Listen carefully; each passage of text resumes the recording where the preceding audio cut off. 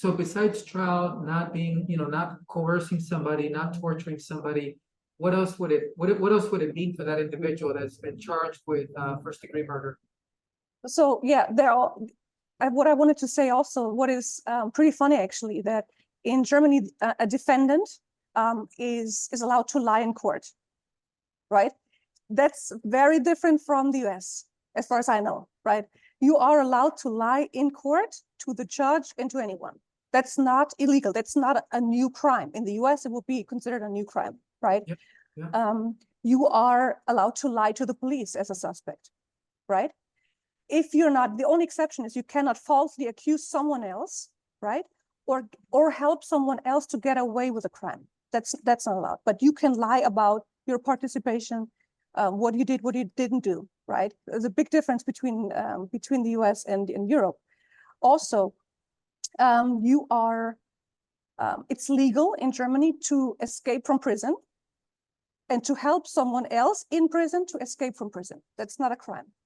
Really? So yes, so when you get caught, you will not face a new trial because of that. So that's not a new crime, right? It's surprising. It's surprising, yeah.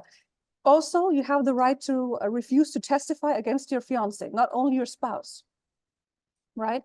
And as we know, like to say that's my fiance is, you don't have to prove anything, right? Because there is not a legal procedure you have to do. Right, so you can easily say, instead of boyfriend, girlfriend, you can call someone your fiance, and then you don't have to testify as a witness in court. Yeah. So I know we're going into on a different direction, but I like the direction we're going in. I'm curious about something. One of the things that I've been doing a little bit more research on, and we're getting ready to produce a lot of content on this, is Miranda rights, right? So you just said you can lie to police as long as you're not falsely accusing somebody else, or as long as you're not trying to help somebody else get away with a crime, right? But other than that, you can lie to them about your own involvement in any potential or possible crime. So here in the US, we have, our Fifth Amendment right to remain silent and Miranda rights and all that. But as you know, Miranda rights are not really what people think they are. I mean, there's tons of loopholes, right? And police officers are able to successfully circumvent Miranda rights in so many different ways. And there's tons of case law throughout the country, just different techniques that have been used in different states. But I'm wondering, is there something similar to Miranda rights? Yes, we have exactly the same. So we have the defendant is allowed to remain silent, right, during any step of the trial, even an investigation already, in a police investigation. You have the right to remain silent, and everything that you say can and will be used against you in court, right? So everything you don't say, they're practically, like on paper, you cannot, the police officer cannot use it against you, right? But what happens in reality is, if you don't have a defense attorney, and you exercise your right to remain silent, there are some tendencies that say that at least it will be in the report. You didn't say anything, right? You didn't have a defense attorney that taught you so. So that should mean something, right? That you didn't, that you actively, refuse to collaborate. If you have a defense attorney, that's even better, because they can fight against the law enforcement and the everything that has been done by law enforcement. So what is also a very, very important thing for a suspect when they're first getting investigated is that you have to be read your rights, right, before knowing if you're a witness or a suspect. So if that hasn't happened and you get a defense attorney, that's the first thing that we will fight in court. And then whatever you said cannot be used against you. Right. So if the police officers, they sometimes forget, they sometimes are in a rush, they sometimes are not motivated, right? And they forget to read your rights fully, that you have a right to a defense attorney, you have the right to remain silent, all these things. And also, what are you actually charged with, right? Why is the police investigating, right? And are you a witness, or are you already a suspect? If that's not exactly how it should be, right, in the protocol, that's the first thing that, it gets pretty much smashed in court, right? It's the first thing, and they cannot have a second chance about that. So whatever you said, probably admitted something in the beginning, cannot be used against you. Now, here's something interesting that I mean, you've touched on so many interesting points. I could tell that we're gonna have probably 20 parts to this series, because there's so many different things that you've touched on that I think are fascinating, and I think we could really dive into. But one thing that, just the very last thing you said right now, you said that, you know, if they violated that person's rights, that you can keep that out. Now, here in the US, you know, you have Miranda rights, and you have all this body of law that is, you know, kind of been, has, you know, that has come from that, right? In every single state. But as you know, there's exceptions and exceptions to the exceptions, and you know, it just keeps going and going and going to where it's quite common for somebody's Miranda rights, right? Just for the average person, they look at it like, oh, that's a clear Miranda violation. But there's all these exceptions, and then there's so much interpretation, and there's so much discretion for judges. So that what ultimately ends up happening is that a lot of times all that stuff comes in anyways. Is it like that in Germany? Can you expand on that just a little bit? Well, it always depends on, you know, what did you say in the first place, right? And can that be removed? Can that be, you know, corrected afterwards, right? Because in some situations you might be, you know, overwhelmed with the situation. You want to say something. You don't want to completely remain silent, right? Even if you know you should never talk to the police in the first place until you get a defense attorney, right? That is, you know, like stepping in and is, you know, telling you what to say and what not to say. You might say something just because you're stressed or nervous, right? And as I said, if there are formal mistakes, right, by the law enforcement, then you have a very good chance of removing that. Now, if they did everything correct by the protocol, it's very hard to get that ever removed, you know. So the judge will hold it against you. The prosecutor will hold it against you, right? It's for a defense attorney almost impossible when everything was correct, you know, in the protocol. And especially if law enforcement, there were at least 2 police officers that witnessed each other's statements, for example, right? Because it's like in most cases, it's not only one police officer. So they will back each other up, and you have probably no chance to prove that, you know, you wasn't treated the correct way. Right. Do they have body cam footage? And do the police officers have body cam footage over in Germany? No. So we had the pilot project in Hamburg, right? In the north of Germany, we had that, but it hasn't been established in the police force. So it's you will not find it, right? We don't have body cam. We also what they use in the cars is, you know, the camera in the car itself, but yeah. So no body cam. So not a lot of proof actually. If you know, there's one defendant, one police officer. What is also very interesting, what I see in Florida, is a lot of police officers or female officers are driving by themselves.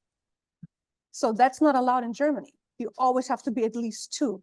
You cannot be on duty alone.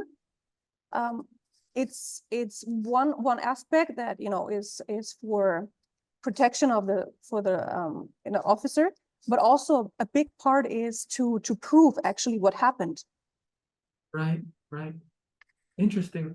You also mentioned a couple times about counsel being provided. That's interesting. So it's similar to the US, where counsel is provided if it can, you know, if you cannot afford one.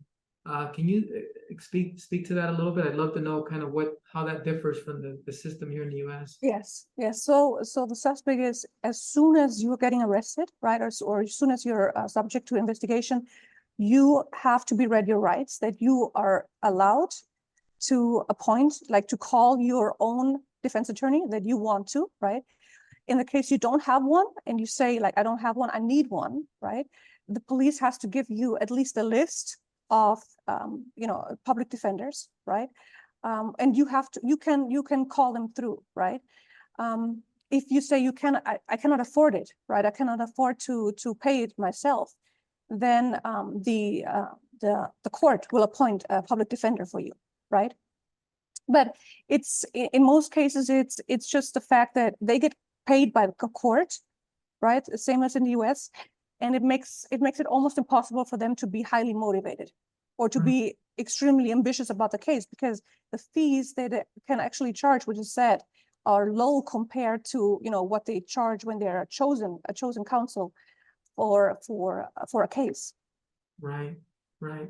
And do the public defenders there in Germany, like, what's the general kind of reputation, like generally speaking? Because here in the US, like, as you know, right, they have the reputation that they're not as good, they don't work as hard, they're really more like horse traders. What's the reputation of public defenders in Germany? I'm curious. So in Germany, we don't have the separation of public defender and defense attorney. So every defense attorney can and usually is a public defender for certain cases. So the thing is that the court has a list of all the defense attorneys, right? You know, attorneys that are specialists in criminal law, and there's a list, and you can you know, provide to the court your contact information and say, I am, you know, available for being a public defender. You know, it's not usually every case. It's, you know, once a month or you know, twice a month. And you can say you're available for those cases too, but you can, usually you're a criminal defense attorney, so you have a lot of other cases, right, that you're willingly taking on. So it's not only what the court is providing you. So I know in the US, it's like, if you're a public defender, you're a public defender. You're usually not, you know, a criminal defense attorney choosing his or her own cases, right? That's interesting. I like that system. And given that we're talking about trials and that kind of thing right now, I'm curious, in Germany, if somebody takes a case to trial, is it going to be a bench trial? Is it a jury trial? Do they get to decide? How many people are in the jury, right, compared to here in the US? I'd love to know that. So we do not have any jury trial at all. Oh. So there's no grand jury, right? We don't have anything like that. The only country, if I'm not mistaken, is the UK in Europe, right? That still has a jury system, because we don't have the common law system. We have civil law system. That means every case is decided by a judge, at least one judge, and it depends on the, you know, on the gravity of the crime or the felony, right? The more severe it is, the more judges we have. So we can have one judge. We can also, for example, like murder would have 3 judges, right? By profession. So it's also interesting, you know, to hear your point of view. Would that be fairer, or would that be actually, you know, lead to more wrong verdicts? Because yeah, exactly. Well, and you're asking me that's exactly Yes. the question I was going to ask you. Yes, because so for one example would be to say people like 12 people, right, the grand jury, who are not legal professionals, right, who are not trained in the law, they are deciding over someone's future or even over someone's death in the worst case, right? In some states, it's about the death penalty. So is that fair? Like, I have a hard time believing that, if it's fair, right? Because if you're a suspect in a crime, in a case, right, in criminal law, then if not a legal professional is deciding over that, right? Because it's about the law, it's about like all these little details that matter, right? Someone that is not trained can easily be persuaded, convinced, manipulated by either the prosecutor or the defense attorney, right? Emotions play a big role. Emotions and, you know, credibility of someone. Do I like the person's face or not? Do I like the person's background? Like, of course you're allowed to have, you know, a fair jury, but how do you really make sure that you get a fair jury, right? And that no one is, you know, has any prejudice against you. So I believe it's only my personal opinion that, you know, having a jury system makes it not fair. Makes it even more, you know, the outcome of the case is depending on, do people like you? Yeah. Right. In the end, do people like your attorney? Right. Or not? Right. That plays a big role, because we have seen cases in history that a case that was very clear that, you know, you don't have enough evidence, right? It's not beyond a reasonable doubt. And the person was still, got still convicted, right? Because the defense attorney, what he has to do, like what is the goal? He has to present an alternative scenario. That's enough, right? If you just say it could have been someone else because there was not enough evidence for my client, right? That's already enough. You don't have to present someone else. You don't have to present another person to them. But a lot of people, like, you know, not legal professionals, they do not understand. They say, who else should it have been? Right? They don't understand that you don't have to prove that you're innocent. The government, the prosecutor has to prove that you are guilty. Yeah. And it's in so many cases, it's like playing with emotions, right? No, I agree with you completely. In fact, I have a bunch of content where I talk a little bit about some of the nuances that you just pointed out right there. And I love that you were asking me the same question, because I was actually that you were the first one to vocalize the question, but I was already thinking, oh, I'm about to ask her what's better, what does she think and why? But to answer your question, to answer the same question, I agree with almost everything you said, but I think that because, and I'm a little more cynical, right? And I'm a little more cynical, and even though I agree with most of what you said, where the judges are definitely more experienced in the law, they're a little bit less susceptible to emotion. But my concern is that, and I don't know how it is in Germany, right? How judges are selected, and maybe that could be the next thing we address. But I know that I've seen, right? I've seen this numerous times, and I talk to this where judges can also be very biased, right? Judges, they're human beings, and there's a lot of injustices that have taken place, big cases, right, throughout history, here U.S. history, where a judge was in big part to blame for wrongful conviction or wrongful execution, when the stakes are super high, when it's a life sentence or when somebody's going to be executed, right? And judges sometimes are behind those bad decisions. Now, if you get 3 judges, there's arguably a better chance that won't happen. But at the same time, if they're buddies, they know each other, they hang out together, right? They see each other at all these social events.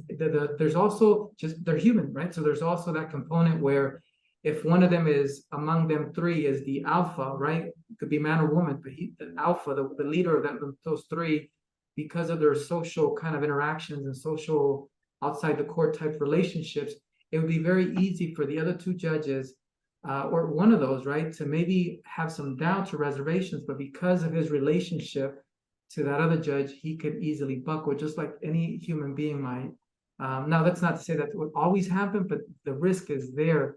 If you ask me for my opinion, I think, and I'm thinking outside the box and kind of going against the grain here, but I think with all the new technology that's come out with AI, I think that there's a way that we might be able to use AI together with a human component, right? Because you still need the human component to be able to arrive at better verdicts, right? So, because, you know, I mean, there's just tons of stuff. I'm still learning about what's all out there, right, with regard to AI. But, you know, AI can record everything, it can synthesize information, it can listen to changes in somebody's voice, right? Because sometimes there's, and like, for example, it can read, you can have a camera on the person's face reading their retina to see if they're lying or they're being honest. And you don't have that be necessarily 10% or 20% of the component in AI making a decision, but maybe it's a 3%, right? Like their eyes. And maybe their micro expressions is another 3%, right? And you would have to have tons of data, right, to back this up. So, and maybe you'd have to input into AI, hey, this is a Hispanic man from, Los Angeles. And because of that, you're going to have to, the micro expression database you're going to have to pull from is a little bit different because his expressions are going to be different, right? Or this is an Asian man from the Philippines, and culturally, these are what their micro expressions are, and this is what it means. But you don't have that be, for example, like I said, a big component of guilty or not guilty, right? But just a small percentage, and then a deep analysis into the evidence that's presented, and also the voice, right? Listen to the frequency of the voice and analyze that, compare that throughout a whole trial, right? Because if you have them testify, you have a lot of data there. if there's police interviews that come into get admitted at trial, you can compare the voice frequency there. And so I don't know, it's a crazy idea, but I think maybe AI maybe is the solution. Yeah, but what's the problem with AI? I didn't want to, you cut you off, but the problem with AI is that AI will not be able to do the thinking process. So that's a very important part of, finding a verdict. It's either the jury that has to, unanimously, right, with one voice say, what they are deciding on, right, guilty or not guilty. And then the judge who makes the decision about, the range actually of, the consequences, right? So the thinking process is only be done by a human brain. So AI will, what AI is good for, it gives you answers. It gives you, maybe standard answers, maybe not, right? Unbiased, hopefully, but it only gives you those answers that were previously fed by human brains into the computer, right? AI is not creating anything completely new, right? AI cannot think. So that's the problem with AI, right? To replace, the law system, right? Or, courts with AI will not work because of every case is different, right? I mean, we have the law, but still every case has a lot of different details, right? And has a lot of different nuances. So you cannot put AI in place because AI will give you what history has fed into the system. Yeah, so I agree with the input, right? And I thought about that, the input of the data, because we have that problem here in Utah, right? Where, like, just to give you an example, like to be able to get a jury panel, right? You have to, you have to call in, let's say it's a first degree murder, you have to call in 100 people, 120, whatever it is. And quite often what happens is that the people that show up, they're not very diverse, right? Even though the community here is diverse, the people that get called in, it's not very diverse, and that's definitely something that it's been fought a little bit before. It's never been taken to the U.S. Supreme Court, but the argument that Utah has is they say, well, wait a minute, we use this method and this method, and it's AI, it's just generated, right? But the problem is in the way that it's programmed, right? Like the programming in itself. So, and that's not to say, by the way, just to make clear, you could have a jury that's not diverse and still be fair, right? So. But the reason I bring that up as an example is because you're talking about the inputting of the information. So I think that there is definitely something that needs to be explored a little bit more. As far as like how the thinking part of it, my thinking was it would be a combination, right, of human and AI. And one, maybe if it someday heads in that direction, we'll find out if it's a good system or a better system or not. But if, for example, if at the end of a trial, right, because you can, like, it's so much more advanced now, right? You can put in all of the code, right? All of the statutes in that state, and it'll synthesize it, it'll analyze it, and then you can feed all the jury instructions, and then it could probably come up with some synthesis at the end of a trial where it gives you likelihood that this person or that this evidence, blah, blah, blah, and start giving you statistics and numbers, and maybe have a professional like a professional, I'm not going to say judge, but have a professional, trained professional that could probably look at that data and make a decision based on that data. And maybe not even just one person, maybe you have 3 people, 3 professionals, and they all independently have to make a decision, right? Without being next to each other. That peer pressure,